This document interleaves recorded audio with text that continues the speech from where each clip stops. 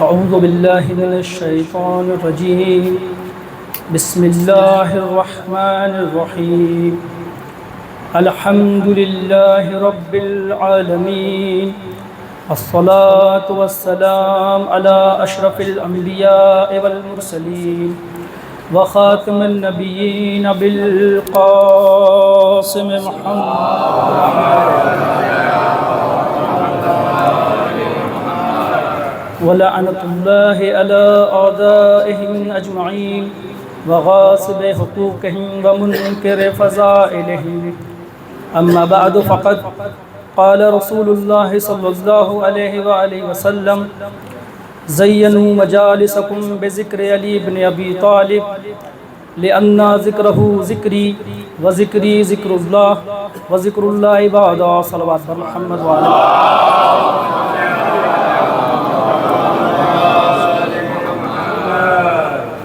عزیزان ایمان، سامعین کرام، موضوع سخن حضرت محمد مصطفیٰ صلی اللہ علیہ وسلم کی مشہور و معروف حدیث کہ جس کا ترجمہ کرنا بھی ضروری نہیں، ہر ایک آپ میں سے اس کے ترجمے سے واقف ہے۔ فرماتے ہیں رسول خدا کہ زینو مجالسکم، زینت بخشو، مزین کرو، آرائش دو اپنے مجالسوں کو، یعنی اپنے جلسوں کو۔ مجالس سے مراد صرف یہی مجالس نہیں، یعنی آپ کہیں پر بیٹھیں تب بھی علی کے ذکر سے زینت دو، کہیں آپ 4 لوگ جمع ہیں تب بھی علی کے ذکر سے زینت دو، اگر آپ کہیں سفر میں ہیں تب بھی علی کے ذکر سے اپنے سفر کو زینت دو، آپ حضر میں ہیں تب بھی علی سے ذکر سے اپنے حضر کو زینت دو۔ کس لیے کہ لِأَنَّ ذِكْرَهُ ذِكْرِي، کہ بے شک اس کا ذکر میرا ذکر ہے۔ بھئی ہم سے سوال کرنے والے سوال کرتے رہتے ہیں، ارے آپ تو ہر جگہ علی علی کرتے ہیں، ہر مجالس میں علی علی کرتے ہیں، جہاں بیٹھتے ہیں وہاں علی کرتے ہیں، اٹھتے ہیں تو علی کرتے ہیں، بیٹھتے ہیں تو علی کرتے ہیں، سوتے ہیں تو علی کرتے ہیں، جاگتے ہیں تو علی کرتے ہیں۔ یہ ضروری کیا ہے؟ لیکن ہم کیا کریں؟ آپ ہم سے گلہ کیوں کرتے ہیں؟ آپ رسول سے گلہ کیوں نہیں کرتے؟ کہ رسول نے خود فرمایا ہے کہ اپنی مجالسوں کو زینت دو ذکر علی سے، لیکن اتنے کم بخت ہیں، اتنے بدبخت ہیں، بغض علی میں اتنے اندھے ہو چکے ہیں کہ آگے کا نہیں پڑھتے۔ کیا فرمایا؟ لِأَنَّ ذِكْرَهُ ذِكْرِي، اس کا ذکر میرا ذکر ہے، اس کا ذکر میرا ذکر ہے، اور میرا ذکر خدا کا ذکر ہے، اور خدا کا ذکر عبادت ہے۔ ایک صلوات پڑھ دے محمد و آل محمد پر۔ تو اس کا ذکر میرا ذکر ہے عزیزان گرامی۔ تو لازم ہمارے اوپر یہ ہے، امر کا صیغہ ہے، حضور تشریف فرمائے، امر کا صیغہ زینو، یعنی تم سب زینت بخشو۔ زینو یعنی امر کا صیغہ، یعنی حکم دے رہے ہیں رسول خدا۔ جب رسول خدا نے حکم دیا ہے تو واجب ہے ہمارے اوپر کہ ہم ذکر علی کریں، جہاں بھی ہوں، جیسے بھی ہوں، جس حالت میں بھی ہوں، ذکر علی کریں۔ اسی لیے عزیزان گرامی، آپ جہاں بھی جاتے ہیں اور ہمیں دیکھتے ہیں ہم ذکر علی کرتے ہیں۔ اب آپ کتنے بھی شکوہ اور گلہ کرتے رہیں لیکن ہم ذکر علی سے پیچھے نہیں ہٹنے والے، چاہے کچھ بھی ہو جائے، گردن کٹا دی جائے تب بھی ذکر علی سے پیچھے نہیں ہٹیں گے۔ لوگ کہنے والے، پچھلی مجلس میں بھی کہا تھا کہ بھئی آپ دوسری ذکر کو کیوں اس کے ساتھ کر دیتے ہیں، علی کے ذکر کے ساتھ، مجالس کے ذکر کے ساتھ آپ دوسرے ذکر کیوں کر دیتے ہیں؟ بھئی علی کا ذکر حق کے ساتھ ہوتا ہے، حق علی کے ساتھ ہے، علی حق کے ساتھ ہے۔ اگر آپ کو کسی کا حق بیان کرنا ہے تو ذکر علی کے ساتھ ساتھ حق بھی بیان کرنا ہے۔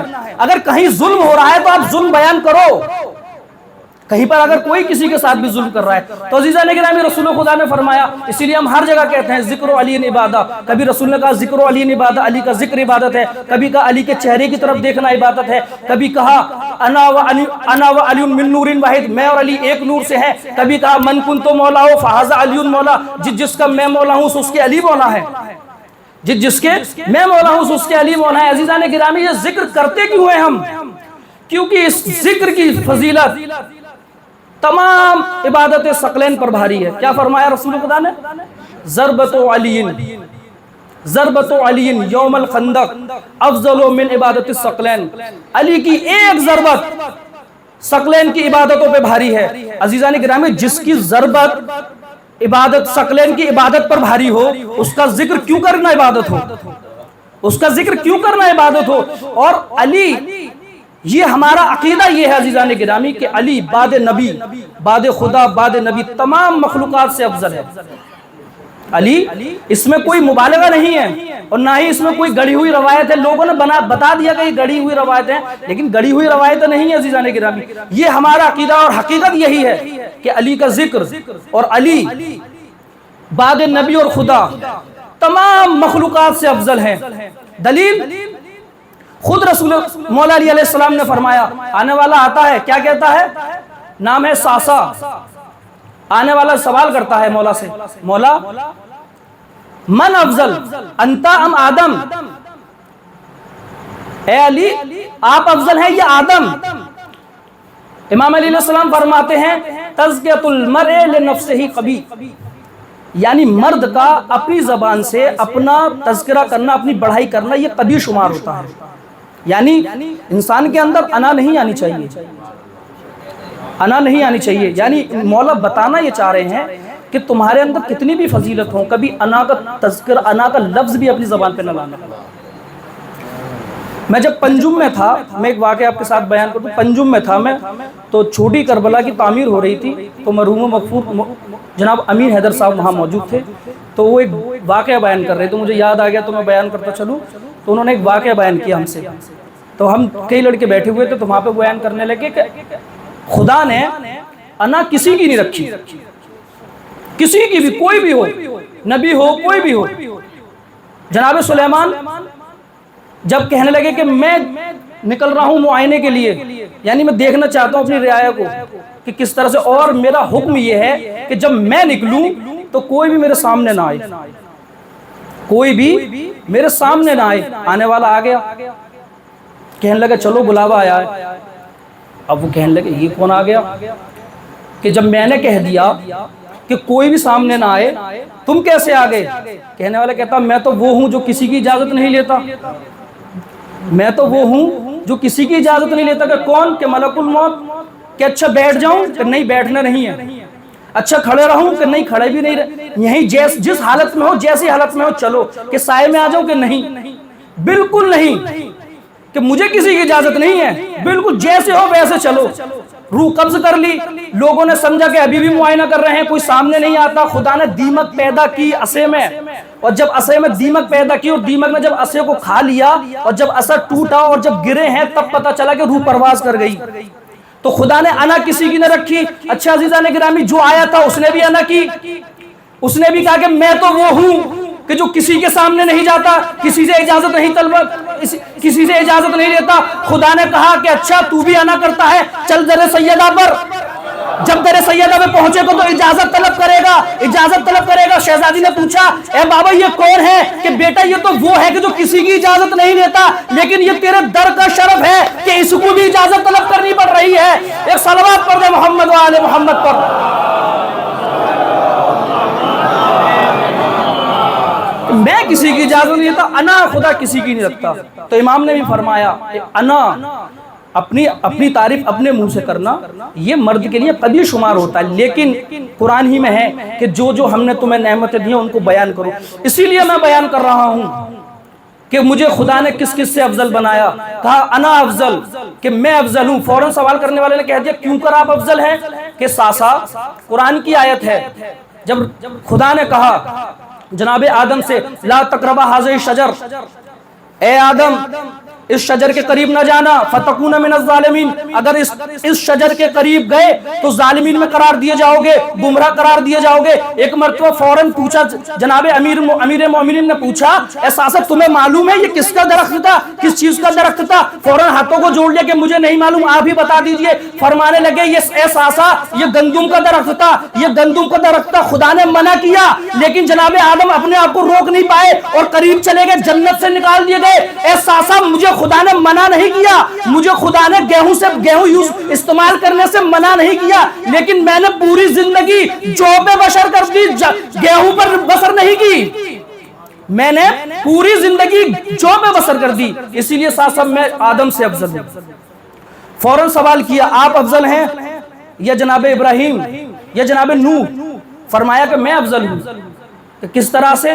کہ ساتھ ساتھ 900 سال تبلیغ کی ہے جناب نوح نے، اور جیسے ہی برا وقت آیا فوراً بددعا کے لیے ہاتھوں کو بلند کر دیا، اے میرے معبود ان پوری قوم کو نیست و نابود کر دے، برباد کر دے۔ کیوں؟ کیونکہ ظلم اتنے ہو گئے تھے کہ برداشت سے باہر ہو گئے تھے۔ لیکن ساسا بعد نبی میرے پہ وہ وقت آیا کہ جو نوح پر بھی نہیں آیا، لیکن میں نے کسی کے لیے بددعا نہیں کی، اسی لیے میں نوح سے افضل ہوں۔ فوراً فرمایا آپ افضل ہیں یا جناب موسیٰ؟ اس نے پھر فرمایا، پھر پوچھا آپ افضل ہیں یا جناب موسیٰ؟ سوال کر دیا تو فوراً جواب دیا کہ میں افضل ہوں۔ کہ کس طرح سے؟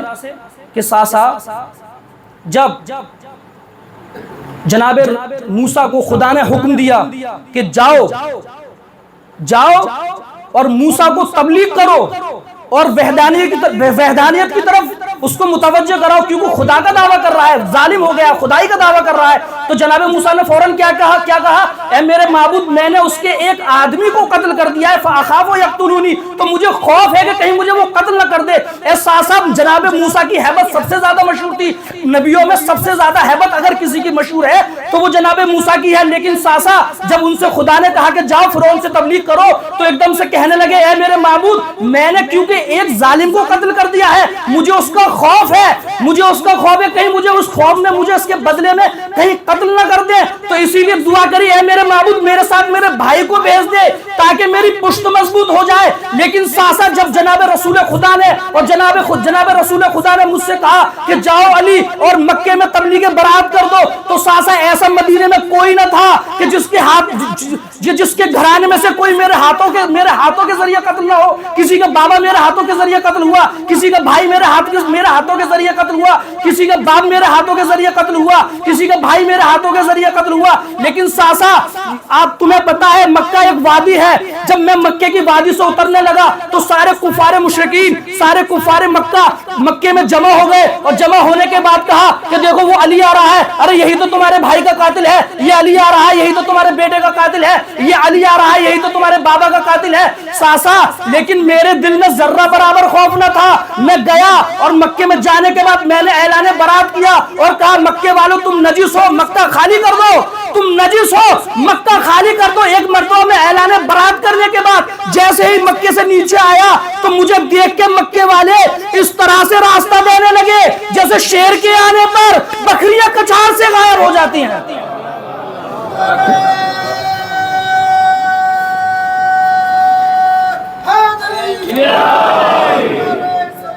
ایک مرتبہ میں نے اپنی دل کی گہرائی میں دیکھا تو ساسا مجھے کوئی خوف نظر نہیں آیا، اسی لیے میں موسیٰ سے افضل ہوں۔ مجھے کوئی خوف نظر نہیں آیا، اسی لیے میں موسیٰ سے افضل ہوں۔ پھر سے سوال کیا اس نے کہ آپ افضل ہیں یا ابراہیم؟ آپ افضل ہیں یا ابراہیم؟ کہ وہ جناب ابراہیم ہیں کہ جن کی خلت کا بھی تذکرہ ہے، خلیل خدا ہیں، خلیل خدا۔ لیکن کیا کہتے ہیں؟ رب ارنی، اے میرے معبود مجھے دکھا، کیف تحیی الموت، کہ تو مردوں کو کس طرح سے زندہ کرتا ہے۔ توجہ عزیزان گرامی، رب ارنی کیف تحیی الموت، اے میرے معبود تو مجھے دکھا کہ تو مردوں کو کس طرح سے زندہ کرتا ہے۔ فوراً خدا نے فرمایا اولم تؤمن، کیا تم ایمان نہیں رکھتے؟ کہا بلے ایمان تو ہے، ولیکن لیطمئن قلبی، اے میرے معبود ایمان تو ہے لیکن اس دل کو قرار نہیں ہے، اس دل کو قرار نہیں ہے، اس دل میں یقین اس لیے دکھا کہ اس دل میں یقین پیدا ہو جائے، اس دل میں یقین پیدا ہو جائے۔ ساسا وہ ابراہیم ہیں کہ جن کی خلت کا بھی تذکرہ ہے، جو خلیل خدا بھی ہیں، لوگوں کا امام بھی بنا دیا، لیکن پھر بھی کہہ رہے ہیں کہ اس دل کو قرار نہیں ہے۔ توجہ عزیزان کے، پھر بھی کہہ رہے ہیں اس دل کو قرار نہیں ہے۔ لیکن ساسا میں نے کسی مقام پہ کہا تھا لو کشف الغطاء مزددت یقینا، خدا کی قسم علی کے سامنے سے اگر پردے ہٹا دیے جائیں تو علی کے یقین میں ذرہ برابر بھی اضافہ نہیں ہو سکتا، علی کے یقین میں ذرہ برابر بھی اضافہ نہیں ہوتا۔ عزیزان گرامی یہ کہنا بہت آسان ہے کہ ہم خدا کے لیے صرف ہم خدا کے لیے عبادت کرتے ہیں، خدا کے لیے عبادت کرتے ہیں، نہ کسی لالچ میں کرتے ہیں، نہ کسی کے خوف میں کرتے ہیں۔ یہ کہنا بہت آسان ہے، عمل کرنا بہت مشکل۔ یہ کہنا بہت آسان ہے لیکن عمل کرنا بہت مشکل کہ اے خدا نہ ہم تیری عبادت جنت کے لالچ میں کرتے ہیں نہ دوزخ کے خوف میں کرتے ہیں. لیکن عزیزان گرامی صرف ایک آواز ہے کہ جو اس گنبد بے در میں گونجتی ہے, جو محراب مسجد کوفے سے جاری ہوتی ہے, اور کیا کہتا ہے میرا مولا, اے میرے معبود علی تیری عبادت نہ جنت کے لالچ میں کرتا ہے نہ جہنم کے خوف میں کرتا ہے, تجھے اس لائق سمجھتا ہے کہ تیری عبادت کی جائے تو عبادت کرتا ہے, تجھے اس لائق سمجھتا ہے کہ تیری عبادت کی جائے. اسی لیے ساسا میرے سامنے سے پردے ہٹا دیے جائیں تو میرے یقین میں ذرہ برابر بھی اضافہ نہیں ہو سکتا. کیوں؟ کیونکہ میں اس خدا کی عبادت ہی نہیں کرتا کہ جس کو میں نے نہ دیکھا ہو. صلوات پڑھ دے محمد و آل محمد پر.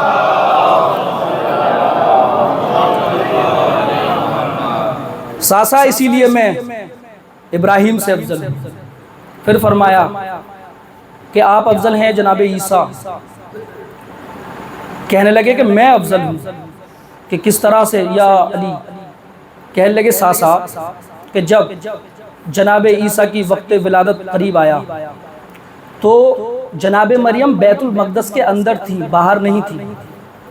لیکن جب وقت ولادت آیا تو فوراً کہہ دیا یا مریم ھذا بیت العبادہ, یا مریم ھذا بیت العبادہ, اے مریم یہ عبادت کا گھر ہے ولادت کا گھر نہیں, اے مریم یہ عبادت کا گھر ہے ولادت کا گھر نہیں. اور کہہ دیا کہ باہر چلے جائیے. لیکن ساسا جب مجھے دنیا میں آنا ہوا, اے ساسا جب مجھے دنیا میں آنا ہوا تو میری ماں خانہ کعبہ کے اندر نہ تھی بلکہ باہر تھی. عزیزان گرامی آپ جانتے ہیں مرد اور عورت میں فرق یہ ہوتا ہے کہ مرد پھر بھی اگر کچھ خوف ہو تو وہ ٹھہر جاتا ہے, عورت اگر کچھ بات ہو تو وہ ناقص العقل کس معنی میں, یعنی وہ کمزور ہے اس معنی میں, تو وہ رکتی نہیں, چلے جاتی.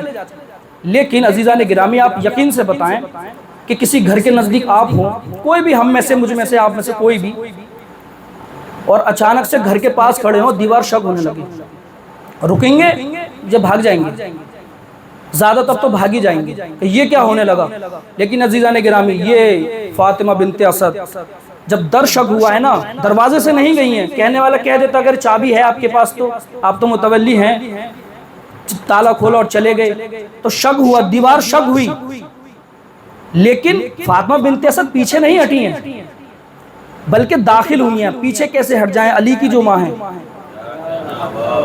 پیچھے کیسے ہٹ جائیں, علی کی ماں ہے, علی کی ماں ہے, عباس کی دادی ہیں. عزیزان کرام پیچھے کیسے ہٹ جائیں, ایک مرتبہ پیچھے نہیں ہٹی ہیں بلکہ آواز آئی یا فاطمہ تو ادخلی, اے فاطمہ داخل ہو جائیں, اے فاطمہ داخل ہو جائیں. ساسا جب جناب عیسیٰ کے وقت ولادت آیا تو جناب مریم سے کہا گیا آپ گھر سے باہر تشریف لے جائیں, یہ ولادت کا گھر نہیں ہے عبادت کا گھر ہے. لیکن ساسا جب مجھے آنا ہوا تو میری ماں خانہ کعبہ کے اندر موجود نہیں تھی بلکہ باہر موجود تھی. ایک مرتبہ آواز قدرت آئی یا فاطمہ تو ادخلی, اے فاطمہ اندر تشریف لے جائیں. اے ساسا وہاں پر جناب مریم اور فاطمہ بنت اسد کا مقابلہ نہیں تھا بلکہ میرا اور جناب عیسیٰ کا مقابلہ تھا. جب عیسیٰ کو آنا ہوا تو گھر سے باہر بھیجا گیا, جب مجھے آنا ہوا تو گھر کے اندر بلایا گیا. ایک صلوات پڑھ دے محمد و آل محمد پر.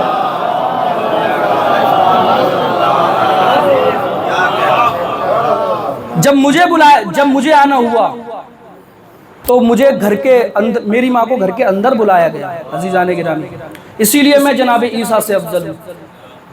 اس میں کوئی مبالغہ نہیں ہے. کوئی کہے کہ نہیں یہ حدیث, اچھا یہ حدیث یہ روایت ضعیف ہے, آپ کی روایت بہت صحیح ہے کہ میرے بعد اگر کوئی سب سے زیادہ افضل ہے تو پہلے ہیں, پھر دوسرے ہیں, پھر تیسرے ہیں, اس کے اچھا بیان بھی کس سے کرتے ہیں کہ مولا خود فرماتے ہیں, قسم خدا کی مولا خود فرماتے ہیں. اچھا پھر جب پوچھو تو کہتے ہیں نہیں وہ تو صحابہ میں کہا ہے, یہ تو گھر والے ہیں, ان سے تو کوئی بحث ہی نہیں ہے, ان سے تو کوئی بحث ہی نہیں ہے. اپنے لیے تمہاری ساری حدیثیں صحیح ہیں. ہمارا مولا اگر خود کہہ رہا ہے کہ میں سب سے زیادہ افضل ہوں, اور جب کہہ دیا رسول خدا نے کہ یا علی آپ کی منزل, آپ کی نسبت میرے ساتھ اسی طرح سے ہے جیسے ہارون کو موسیٰ سے تھی. اگر موسیٰ اپنے زمانے میں سب سے افضل ہیں تو میں اپنے زمانے میں سب سے افضل ہوں. تو میرا جب موسیٰ کا وسیع سب سے افضل ہے تو میرا وسیع کس طرح سے افضل نہ ہوگا, میرا وسیع کس طرح سے افضل نہیں ہوگا. عزیزان گرامی تو اپنی حدیث ساری صحیح, ہم کہیں تو غلط, ایسا نہیں چلے گا. عزیزان گرامی قرآن سے ثابت کریے. اچھا روایتوں کا صحیح ہونے کا آپ کس طرح سے اندازہ لگائیں کہ یہ صحیح ہے؟ ایک معیار بتا دیا کہ اگر کوئی روایت قرآن اور حدیث سے ٹکرائے تو اسے دیوار پہ دے مارو، کوئی دیوار سے دے مارو۔ اس روایت کو دیکھ لیں کس طرح سے ٹکرا رہی ہے۔ کیا فرمایا رسول خدا نے؟ میں تو اس وقت بھی نبی تھا جب آدم آب و گل کے درمیان تھے، میں تو اس وقت بھی نبی تھا کہ جب آدم آب و گل کے درمیان تھے، اور پھر کیا فرمایا؟ اور میرا بھائی اس وقت ولی تھا کہ جب آدم آب و گل کے درمیان تھے۔ عزیزان گرامی، آپ کو معلوم ہے جب لوگوں سے اول وقت جب لوگوں کی پشت سے نکالا گیا اور سب سے عہد و پیمان لیا گیا، تو قیامت تک کے آنے والے ہر ایک افراد کو مولا اور رسول خدا جانتے تھے۔ یہی وجہ تھی عزیزان گرامی، جب تلوار چلتی تھی تو 7 نسلوں کو دیکھتی تھی کہ اس کی نسل میں کوئی مومن ہے کہ نہیں ہے۔ جب تلوار چلتی تھی تو 7 نسلوں کو دیکھتی تھی عزیزان گرامی۔ ایک صلوات پڑھ دیں محمد و آل محمد پر۔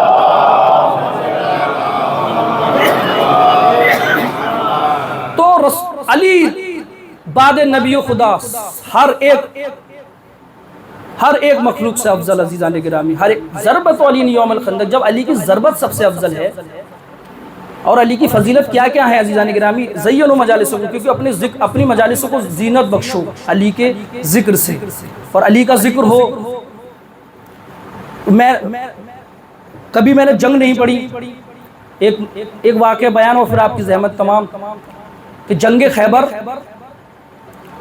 میں بیان کرنا چاہتا ہوں کہ ذکر علی عبادت ہے یا نہیں ہے، اور اس سے ربط مصائب، کہ جب جنگ خیبر کا وقت ہے اور یہودیوں کا قلعہ ہے، مولا مدینے میں ہے، علی ساتھ میں نہیں ہے۔ علی کی فضیلت یہ ہے عزیزان گرامی کہ کوئی بھی جنگ علی کے بنا فتح نہیں ہوئی۔ جنگ خیبر علی مدینے میں ہے، رسول نے کہا کہ 40 دن میں فتح کروں گا۔ لوگوں کو بھیجتے رہے، اچھا آپ جاؤ گے کہ ہاں کہ فتح کر کر آؤں گا، کہ ٹھیک ہے جاؤ۔ بھیجنے کے بعد جب واپس آئے تو کسی نے کہا کہ مولا میں نہیں رکا، لشکر کہتا تھا کہ مولا علمدار نہیں رکا۔ علمدار سے پوچھا کہ تم کیسے بھاگے، کہ لشکر نہ رکا۔ اچھا استاد سبت جعفر کا وہ شعر ہے نا کہ جھنڈا لے کے جاتے ہیں بانس لے کر آتے ہیں، وہ شعر ہے تو اسی کے ہے کہ جاتے تو تھے، علم لے کے جاتے تھے، لیکن اتنے بدبخت تھے کہ علم چھوڑ کر چلے آتے تھے۔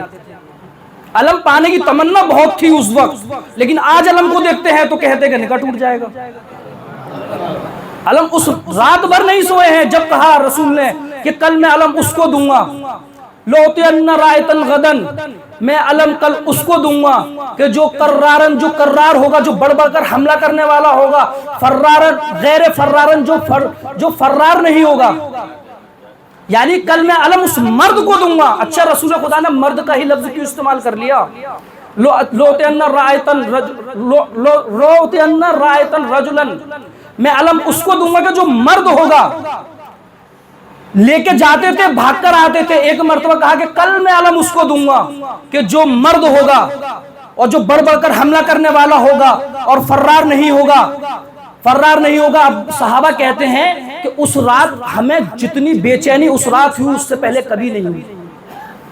اس رات جتنی بے چینی ہمیں ہوئی اس سے پہلے کبھی نہیں ہوئی۔ کیوں؟ کیونکہ علم کی تمنا تھی، خدا نے کہہ دیا تھا، رسول خدا نے کہہ دیا تھا کہ کل اس کو علم دوں گا کہ جو بڑھ بڑھ کر حملہ کرے گا، غیر فرار ہوگا، اور علی رسول اور خدا اس کو دوست رکھتے ہوں گے، وہ رسول اور خدا کو دوست رکھتا ہوگا، اور اللہ نے اس کے ہاتھ پر فتح لکھ دی ہے۔ اب علم کی ہر کسی کو جلد بازی۔ اب جیسی صبح ہوئی اور صبح ہونے کے بعد ایک مرتبہ میرے رسول خدا باہر آتے ہیں خیمے سے اور کہتے ہیں ناد علی مظہر العجائب، اور ایک مرتبہ دیکھے کہ مدینے کی طرف سے غبار اٹھتا ہے، دیکھا کیا ہے کہ علی تشریف لائے ہیں۔ ایک مرتبہ علم دیا اور علم دینے کے بعد کہا کہ یا رسول اللہ اکیلا کافی ہوں، یا رسول اللہ اکیلا کافی ہوں، کہ لیکن کہا کہ نہیں اکیلا نہ جاؤ، لشکر کے ساتھ جاؤ تاکہ لشکر والے دیکھیں کہ کس طرح سے جنگ کی جاتی ہے۔ بھاگنے والے اور تھے، لڑنے والے اور تھے، تاکہ دیکھیں۔ اور ایک مرتبہ جب گئے ہیں تو جو وہ تھا مرحب، وہ باہر آتا ہی نہیں تھا، وہ خیبر میں قلعے میں ہی تھا۔ ایک مرتبہ دیکھتا ہے کہ آج دیکھ رہا ہوں مسلمانوں میں زیادہ دم ہے اور آج بھاگ نہیں رہے ہیں، اور چلے آ رہے ہیں، تو اس کے ساتھ نجومی بیٹھا تھا. تو جیسے ہی مولا در پہ مولا پہنچے ہیں اور مولا نے ایک مرتبہ علم کو پتھر پہ گاڑا، علم کو پتھر پہ گاڑا، اور جیسے ہی پتھر پہ گاڑا مرحب نے فوراً اپنے نجومی کی طرف دیکھا. نجومی کی طرف دیکھنے کے بعد کہنے لگا، اس نے سوالیہ نشان کی طرف دیکھا کہ یہ کیا ہو رہا ہے. تو اس نے کہا کہ گھبراؤ مت، یہ اس کا کمال نہیں ہے. ایک برج ہے جو ستارے کے سامنے آ جاتا ہے تو لوہے کے لیے پتھر موم ہو جاتا ہے. ایک مرتبہ گوش امامت نے اس کو سنا، اور سننے کے بعد امام نے علم لیا، اکھاڑا پھر گاڑا، اکھاڑا پھر گاڑا، اکھاڑا پھر گاڑا. عزیزان گرامی روایت میں ہے کہ 7 مرتبہ یا 9 مرتبہ امام نے علم کو گاڑ کر بتایا. ایک مرتبہ جب جیسے ہی مرحب نے اس منظر کو دیکھا اور نجومی نے دیکھا، فوراً کہا نجومی نے، دیکھو اس سے نہ لڑنا، اس سے نہ لڑنا. کہا کہ کیوں نہ لڑوں، ابھی تو کہہ رہا تھا اس کی فضیلت نہیں ہے. ایک برج ہے کہ جو ستارے کے سامنے آ جاتا ہے تو پتھر لوہے کے لیے موم بن جاتا ہے، لیکن اب تو یہ کیوں کہہ رہا ہے؟ کہہ رہے میں تو یہی سمجھتا تھا کہ اس کی فضیلت نہیں، لیکن میں یہ دیکھ رہا ہوں کہ جس وقت یہ علم گاڑتا ہے تو برج اپنے سامنے سے ہٹ جاتا ہے، جب علم دوبارہ سے گاڑتا ہے برج پھر آ جاتا ہے، پھر گاڑتا ہے برج پھر ہٹ جاتا ہے، پھر گاڑتا ہے برج پھر آ جاتا ہے. ارے یہ زمین پر بیٹھ کر ستاروں میں حرکتیں پیدا کر رہا ہے، یہ زمین پر بیٹھ کر ستاروں میں حرکتیں پیدا کر رہا ہے. اسی لیے تو اس کے سامنے مت جانا. ایک صلوات پڑھ دے محمد و آل محمد پر.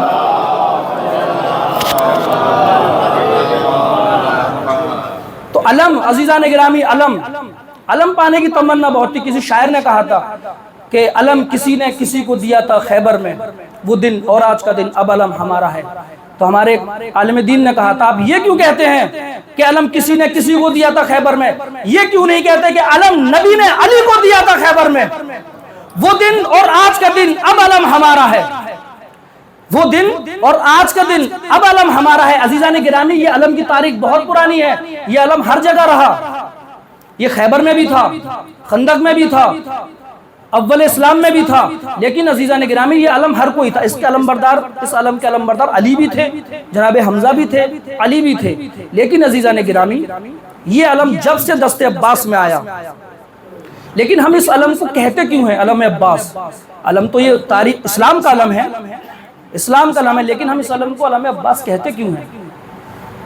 تو عزیزان گرامی جب یہ علم جناب حمزہ کے پاس تھا تو اس علم کے زیر سائے مومن بھی تھے، منافق بھی تھے، مومن بھی تھے، منافق بھی تھے. اور جب یہ علم دست علی میں آیا ہے تو اس علم کے سائے میں مومن بھی تھے، منافق بھی تھے. جنگ صفین خارجی وہیں سے تو نکلے، جنگ صفین میں خارجی کہاں سے نکلے؟ خارجی وہیں سے تو نکلے.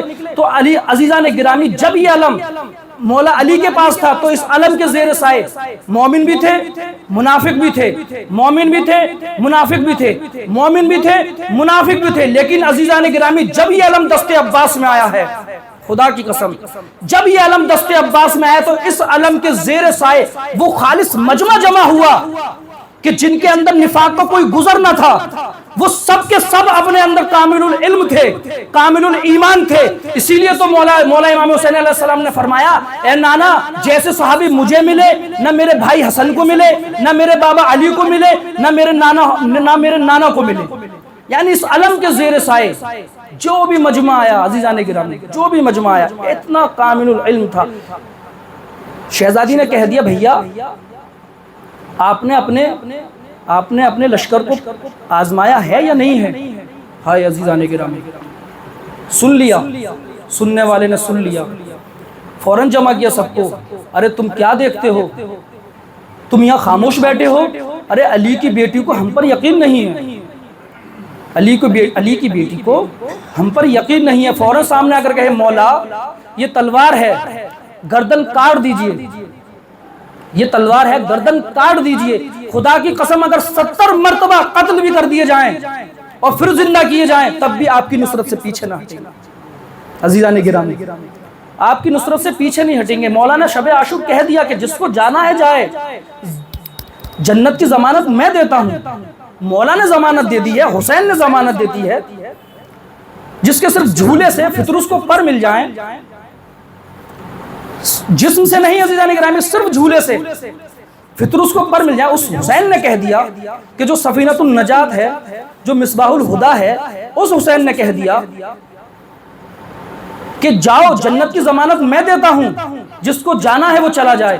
لیکن عزیزان گرامی کیا مجمع تھا، کیا اصحاب تھے، کیا انصار تھے کہ کوئی نہ گیا، کوئی جانے کو تیار نہیں۔ کہہ دیا مولا 70 مار کر چراغ بھی بجھا دیے کہ جس کو لگ رہا ہے کہ اگر وہ جانا چاہے، شاعر نے کیا خوب کہا تھا کہ شب میں تو شب عاشور مولا نے بجھا دی، پروانے مگر جانے کو تیار نہیں ہے،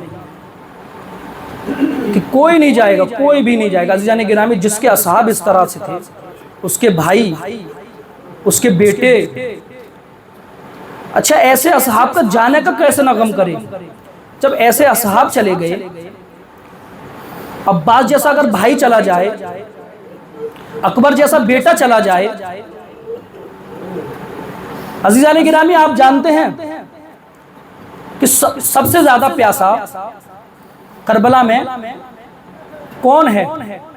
تاریخ بتاتی ہے کہ جب مولا کربلا میں وارد ہوئے ہیں 2 محرم کو، تو 3 محرم کو مولا کے خیام جو ہیں وہ دریا کے کنارے سے ہٹا دیے گئے۔ تاریخ میں ملتا ہے کہ 7 محرم سے پانی بند ہوا، لیکن عزیزان گرامی 7 محرم سے پانی ختم ہو گیا تھا۔ 7 محرم سے پانی نہیں تھا خیام حسینی میں، پانی بند ہوا ہے 3 محرم سے۔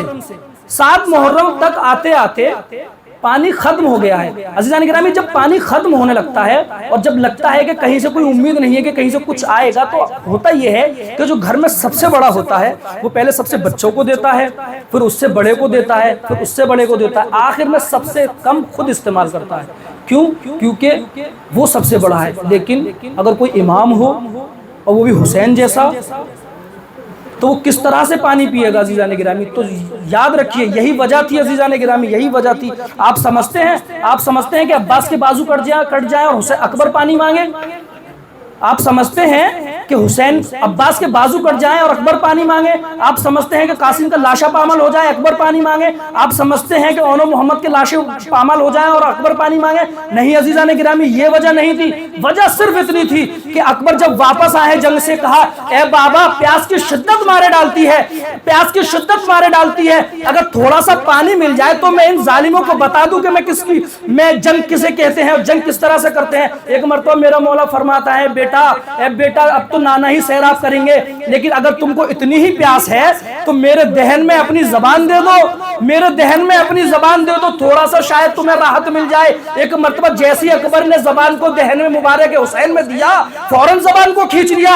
اے بابا آپ کی زبان میں تو مجھ سے بھی زیادہ کانٹے پڑے ہوئے ہیں، اے بابا آپ کی زبان پر تو مجھ سے بھی زیادہ کانٹے پڑے ہوئے ہیں۔ عزیزان گرامی اسی لیے امام حسین نے جب وقت آخر ہے تو ایک مرتبہ ظالم کہتا ہے کہ میں نے سنا کہ حسین کچھ کہہ رہے ہیں، کیا بتانا چاہتے ہیں حسین نے اسی لیے تو کہا انا قتل الابرار، ارے میں تو وہ شہید ہوں جسے رلا کے شہید کیا گیا ہے، جسے رلا کے قتل کیا ہے۔ میرا مولا آخری وقت بھی کہتا ہے کہ مجھے تھوڑا سا پانی مل جائے۔ کیا آپ کو لگتا ہے کہ اکبر کے بعد پانی پی لیں، عباس کے بعد پانی پی لیں، حسین کے بعد اصغر کے بعد پانی پی لیں؟ نہیں عزیزان گرامی، پانی پینے کا مقصد صرف بتانا یہ تھا کہ حسین کتنا پیاسا ہے، شہزادی کا لال کتنا پیاسا ہے۔ ارے جس کے طفیل میں جنت سے آبشار برسے ہیں، جس کے طفیل میں جو جوان جنت کا سردار ہے، جنتوں میں نہر بہ رہی ہیں اس کے نام پر، وہ 2 گھوٹ پانی کو ترس رہا ہے، 2 گھوٹ پانی کو ترس رہا ہے۔ عزیزان گرامی 40 کا موقع ہے، 40 کا موقع ہے۔ ایک مرتبہ ظالم کہتا ہے کہ آپ یہاں رہنا چاہتے ہیں تو یہاں رہیں، آپ مدینے جانا چاہتی ہیں تو مدینے چلے جائیں، اور آپ اگر کہیں اور جانا چاہتے ہیں تو ہم تمہاری سواری کا انتظام کرتے ہیں۔ شہزادی کہتی ہیں کہ نہیں، پہلے مجھے میرے ماجائے کا ماتم کرنا ہے۔ جب سے میرے ماجائے قتل ہوا ہے میں نے اپنے ماجائے کو رویا نہیں ہے، عزیزان گرامی ایک ایک کر کے تبرکات آنے لگے۔ مجھے صرف ایک واقعہ پڑھنا ہے، تب ساری بات ختم۔ ایک تبرکہ جب آنے لگے تو زینب، اکبر کا سرایہ لیلا نے آگے بڑھ کر لیا، عباس کا سرایہ ام کلثوم نے آگے بڑھ کر لیا، حسین کا سرایہ سکینہ نے آگے، یعنی کہنے کا مقصد یہ ہے عزیزان گرامی کہ جب اون و محمد کے سر آئے ہیں دو چھوٹے چھوٹے بچے، جب اون و محمد کے سر آئے ہیں تو ان کا لینے والا کوئی نہیں تھا، ان کا لینے والا کوئی نہیں تھا۔ کسی نے پوچھا کہہ رہے کیا ان کی ماں مر گئی ہے؟ ان کی ماں مر گئی، کسی نے کہا رہے نہیں مری نہیں ہے، لیکن وہ اپنے بھیا کا ماتم کرے گی، اس کے بعد کسی کا ماتم کرے گی۔ عزیزان گرامی یہی زینب جب مدینے میں گئی ہے، مدینے میں جانے کے بعد ایک مرتبہ جب حجرے کو کھولا، ارے دو چھوٹے چھوٹے مسلے دیکھے، دو چھوٹے چھوٹے بستر دیکھے، ایک مرتبہ شہزادی پر رکا نہ گیا، ایک مرتبہ چیخ ماری، مارنے کے بعد کہا ہے میرے شہزادو، ارے اپنی ماں کو معاف کرنا کہ تمہیں رو نہ سکی، ارے بھیا حسین کا ماتم کرنا تھا، رو نہ سکی۔ انا للہ و انا الیہ راجعون۔ رضن بقبر